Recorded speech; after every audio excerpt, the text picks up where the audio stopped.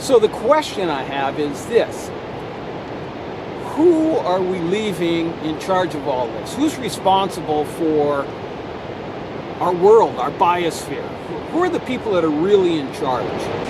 And of course, ultimately, we're all responsible, but in a democracy, our leaders are supposed to translate our desires, citizens' desires, into actions and policies that will benefit all of us. And unfortunately, that has just turned into a freak show, and that's the best way I have of describing it. I'm in the middle of this incredible old-growth forest in Strathcona Provincial Park, Vancouver Island, in British Columbia. And when you come to a place like this, you realize that the natural world is the only world we have. It's all we have. If we mess it up, we effectively kill the biosphere that sustains us all. The greed and the avarice of corporations and of their political flunkies means that they're willing to roll the dice with this world, with our natural world. They actively work against understanding the consequences of what they're doing. If we want to take responsibility for the natural world, if we want to sustain our biosphere, if we want to have our children living in a healthy planet, the fact of the matter is we're going to have to take control of the political process that is now being controlled by corporate interests. And that's just a fact. You and I are concerned about this planet, so the only option left is for us as people to take control of this political process of our so-called political leadership. There is no other option.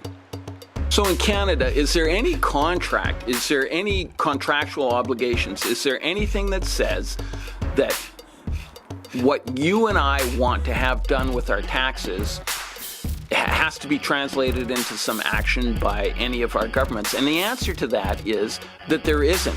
There is no contractual obligation. They can take your money and do whatever they want with it, essentially. Legally anyway, maybe not morally, but legally they can take that money and do whatever they want with it. There is no contractual obligation that holds them to any of the promises that they make to us. The highest elected official in the country says that I can lie to you with impunity. There's no consequences if I lie to you. There's no way for you to hold me to any promises that I make. I can just lie to you and you have to accept it. That's the premise. That's what they're asking us to accept as a form of government.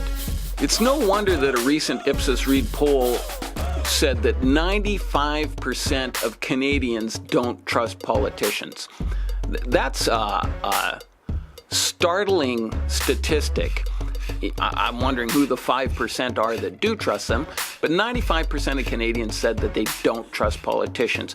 That's like saying that 95% of us don't believe in our form of government, that they don't believe that politicians will deliver what they want them to deliver with their tax money. And not only did 95% of Canadians say they don't trust politicians, they rated politicians lower than used car salesmen. I don't know how used car salesmen got such a bad reputation, but 95% of Canadians rate politicians as lower than a used car salesman. It's your responsibility and my responsibility at this point to take back power from a political system that's no longer serving the needs of mankind, of humankind, let alone Canadians. The corporations aren't taking responsibility. Our politicians aren't taking responsibility. We as a people have offloaded our responsibility into the political process, and the political process, quite frankly, doesn't care if they wreck a planet as long as they have their profits and mansions and supercars. So if we want to take responsibility for the natural world, if we want to sustain our biosphere, if we want to have our children living in a healthy planet, the The fact of the matter is we're going to have to take control of the political process that is now being controlled by corporate interests. I'm Alan Finney, and thanks for watching.